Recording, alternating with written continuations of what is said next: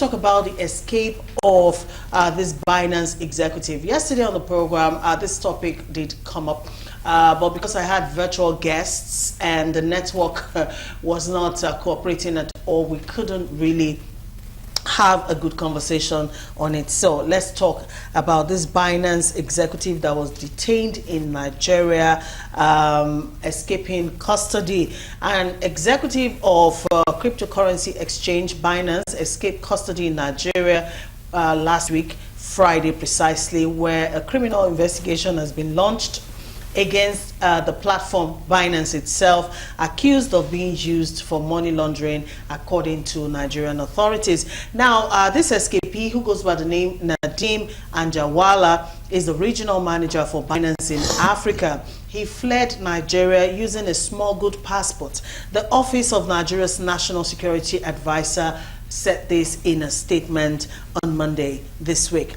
According to the statement, he fled from a guest house in Abuja after guards allowed him to actually go to a nearby mosque for his Friday prayers. All right. So, as it is, he fled from there using his passport, was able to also escape airport authority and boarded an aircraft and left the shores of Nigeria. All right. So, well, according to the reports, the personnel responsible for keeping an eye on him while in custody has been arrested, and a thorough investigation is ongoing to unravel the circumstances leading to his escape from lawful detention. Let's not forget that Binance, you know, and its operations has been banned in Nigeria as it is for now, all right? And the case is in court. In fact, the next court appearance is supposed to be next week. Yeah. And two of them were remanded in custody according to a court order.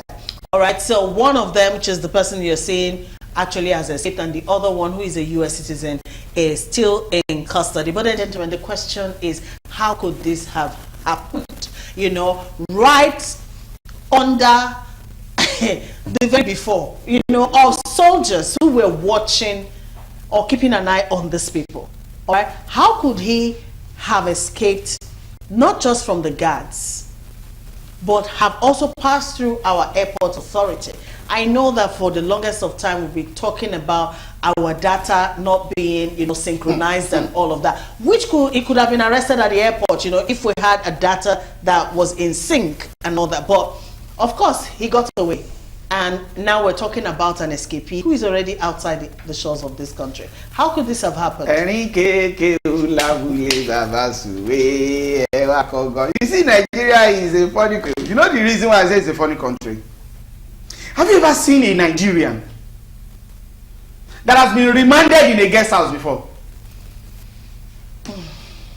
Who is the prosecutor that took the case to court? That those people, they are still a suspect. They are not a criminal yet. How come they are not in the custody of EFCC, which is Economic and Financial Crime Commission guest house? That means they will still watch TV, they will read newspapers. And don't forget, if somebody is working with Binance, he has a lot of money, virtual money all around. You police looking at, I'll give you $10,000. No, I'm just saying that yes, it's possible that he has a lot of virtual money that he can use. Put it out there. Those are Mr. Degbero's opinions. Yes, it's my opinion. Investigation is still going on, fine. But one thing there is this: it is not possible for our security. Thank God that those security operatives have been arrested and investigation is going on. Yeah. But I can tell you, I can even bet it with my life, that that particular man does not have that capacity and capability to go out of the radar of the security operatives if there are no hands of insiders. I mean, among the security operatives. Then too, somebody is under house arrest. The first one is that, have you ever seen any Nigerian that has committed that kind of money laundering? Crime, related crimes like that. Terrorism related. Yeah. And terrorism related. And is being restricted to a guest house. Who is paying for that guest house? Nigerian government. Two. Then, after that, he now said that he wants to go for Friday Juma service because of Ramadan. Somebody that is in custody Who says he cannot pray in that particular custody? Because ordinarily a guest has a place where he did not share toilet with anybody, he has access to television, he may even have access to internet. Somebody in custody. Is it not better than poor Nigerians that are outside, that are free, but they are not free financially? So the other thing again is that we need to look at, he lives from the mosque. And don't forget, this guy is Oyibo now. You understand now? So among us, you can easily identify him. He moved from that mosque down. He took a cab. Because we know it doesn't disappear from that mosque. He took a cab. He cannot go through the land borders, I'm very, very sure, from Abuja. Because he has to go through the land border of Abuja. If you look at the center of Abuja with Kogi, you see that it's the center of Nigeria. He can go only 3 routes there. One, either he goes through Kaduna. From Kaduna to Kano, if he leaves Jigawa, he can easily link to Niger by road. If he doesn't want to take that part, he can take from Kaduna to Zamfara. From Zamfara, he links to Katsina. From Katsina, he can link down to Borno and get to the border. He cannot call down east here because it's going to be too far that he can, from Cross River, he can link up to Cameroon. Truly, he goes through the airports. Is it through the international airport in Abuja, which is the highest of the government? Or is it coming to Lagos, Murtala Mohammed Airport? Or is it going to Aminu Kano International Airport in Kano? Or is it coming to Murtala Mohammed here in Lagos? So automatically, whichever airport, it shows that you have security personnel at every airport. It shows that look, ọjọ́ tí ìjì bá jà tó bá kan ọmọ òtòṣì wọ́n á ní ó kókú lọ ó kàrún lọ tó bá kan ọmọ olówó wọ́n ní èèmọ̀ wọ̀lú. Sorry, pardon me, that if you have a kind of waves that happen in a particular or storming waters that took away a poor children, they will say, oh, it is for cleansing. But if it happens to the wealthy, they will say, there is a problem in the country. Because this guy is not a poor man, number one. Number two, that's the reason why he was being restricted to a guest house, not in the custody of EFCC, not in prison. Because we know, for that kind of crime, Nnamdi Kanu is still in custody as we speak.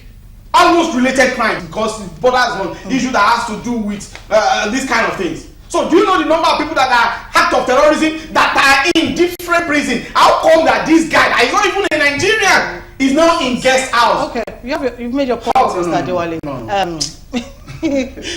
Mr. Adegbero, thank you so much. All right, Mr. Shokito, let's hear from you.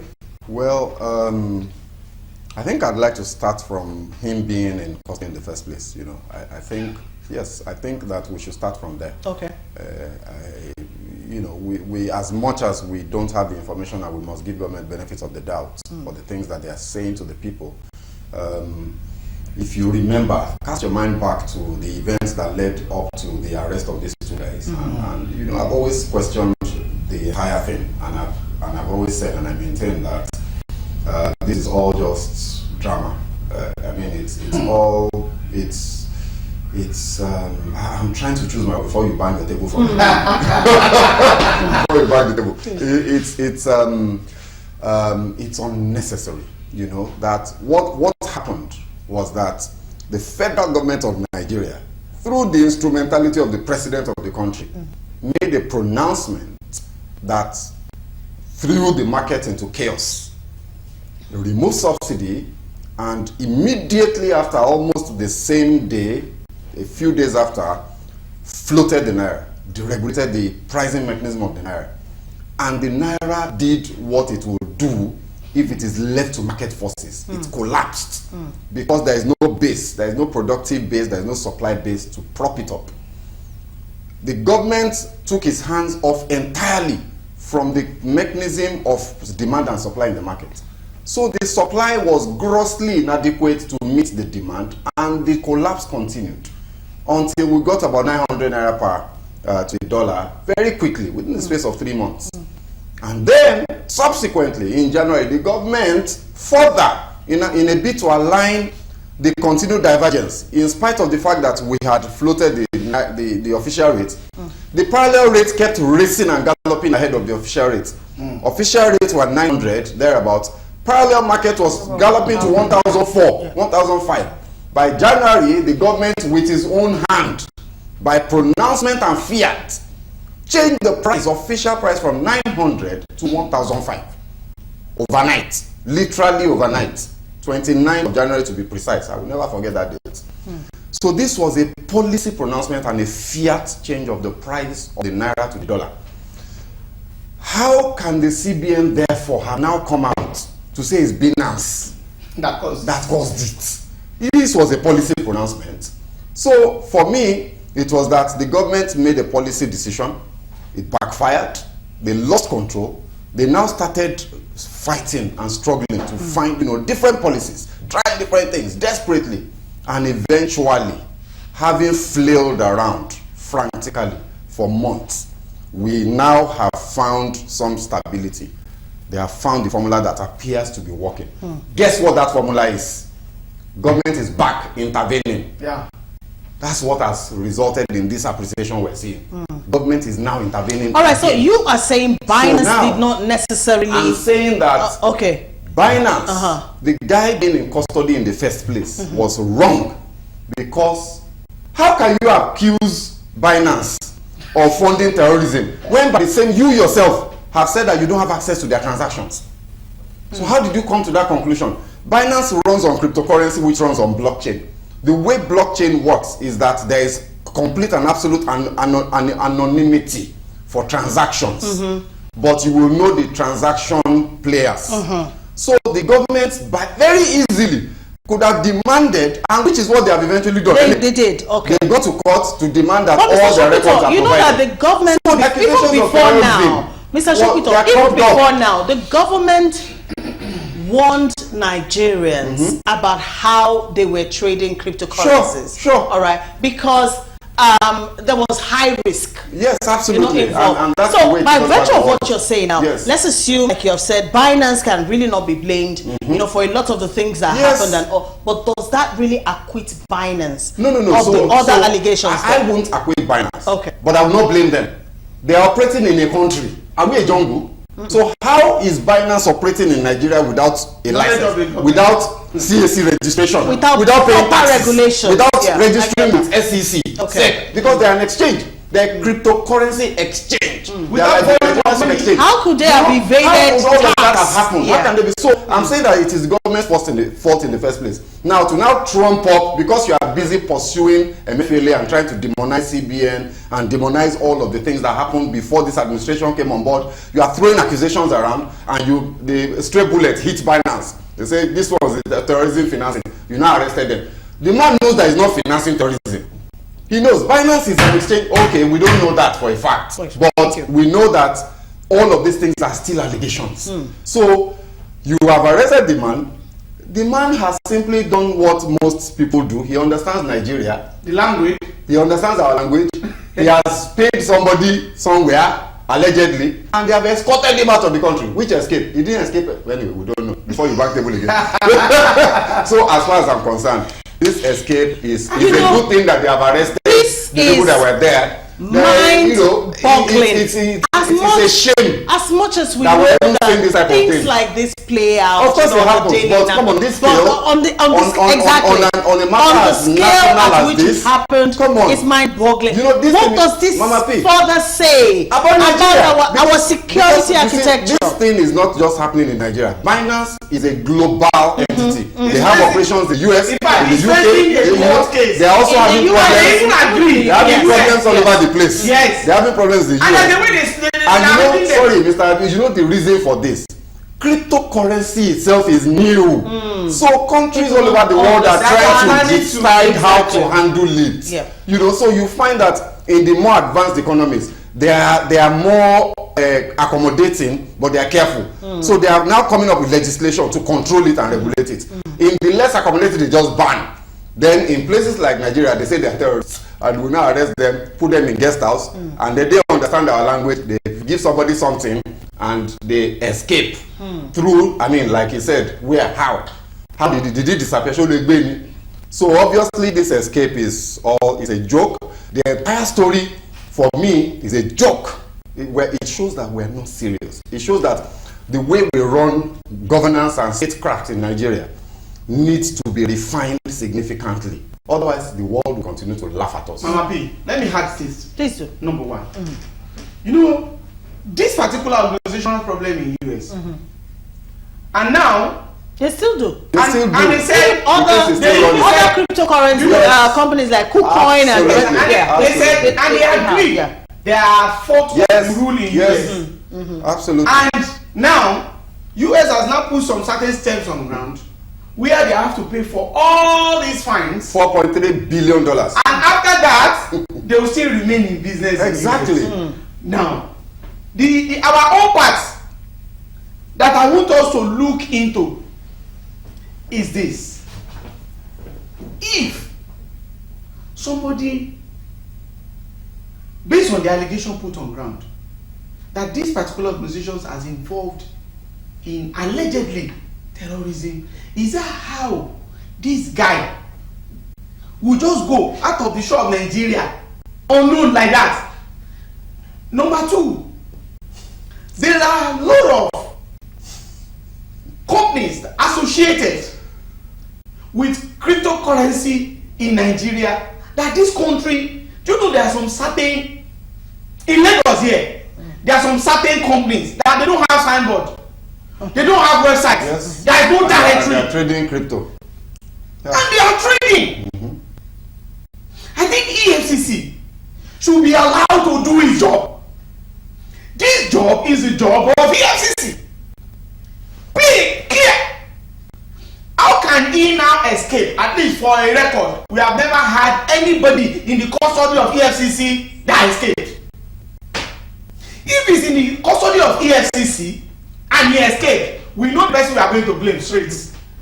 Now, who are we going to blame? Is it the NSA? Who is holding himself? Is it DSS? No, it's the head of the NSA. The NSA. It's the head of our security, everything in Nigeria. So what is important there is that moving forward now, I think all our agencies, especially security agencies, they should not expose Nigeria to dangers. They should not expose Nigeria to dangers. We know how the issue of Boko Haram started because it was mishandled. We know a lot of issues, so that at least let Nigeria, and I want to pray and I want to beg Nigerian government, whatever they are going to do through Interpol, whatever, I love justice. That guy must be rearrested.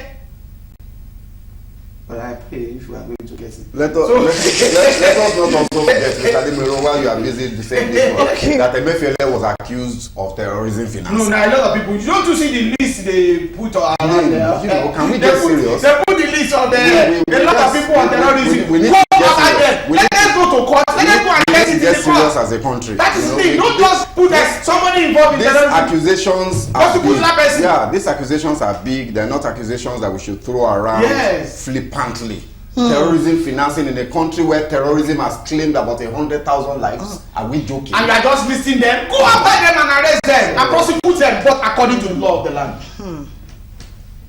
It is well. All right, I'm getting some reactions to this story. All right, Kenneth is here. Kenneth says security agencies has to be indicted. This is very bad image to this country. And in another post, you said corruption has killed Nigeria. How can this high-profile fraudulent case be treated with laxity? If not bribery, how can the man escape from custody and also to the airport and fly out of the country? And none of the security agencies knew about it. So shameful. Thank you, Kenneth from Kogi State. All right, this one says, how is this possible? The people who are responsible for keeping an eye on him should be questioned. Only in Nigeria that such a thing will happen. No DSS and EFCC. He should have prayed in the guest house. All right. Wow. I don't know. It's a lot. But anyways, the Nigerian government accused Binance of having laundered money to the tune of about $26 billion. You know, so it's a lot of money we're talking about here. But then let's recall that Binance ended trading with Nigeria with the Nigerian Naira currency. They weren't trading with Nigeria, they were trading with our currency on their platform in early March after Nigerian authorities accused it of being used for money laundering and terrorism financing. And authorities have not provided evidence yet for these accusations publicly. All right. Well, Nigeria's tax agency, meanwhile, on Monday this week, filed a 4-count charge on tax evasion against Binance, accusing it also of complicity in aiding customers to evade taxes through its platform. So the government is saying that even for Nigerians who are trading with their platform, they don't issue an invoice, meaning that even their customers cannot even be taxed. All right. Well, these are the accusations of the Nigerian government. They are not paying tax. Their customers too are not paying tax. How that can even happen in the first place, I do not know. It can happen Small me with that I don't have money saved. I know how much I pay tax. With global e-commerce. Do you get? So I mean, it's government that's supposed to start from that. Yes, you are supposed to regulate it and catch it. Hold it. We're not doing that, and we're busy. Anyways, investigation is ongoing. All right. The next court appearance supposedly for these two detainees is supposed to be next week. I don't know if we would have found a deal by then to appear in court. But the other guy is still in custody. All right. So I'm guessing is the one that just. But he's still in the guest house, Abi? No. They moved him. I don't know. No, not to prison. I don't know where they moved him. NSA has done more. Okay. Why no? How can they not? Like, who is the prosecutor? That now prosecutor, I said he should be remanded in the guest house. I'm interested in that. He was supposed to be remanded in custody. In custody. Custody or EFCC custody. Custody ended up to be a guest house. I'll give you no Ribado's phone number after the show. Go and ask him.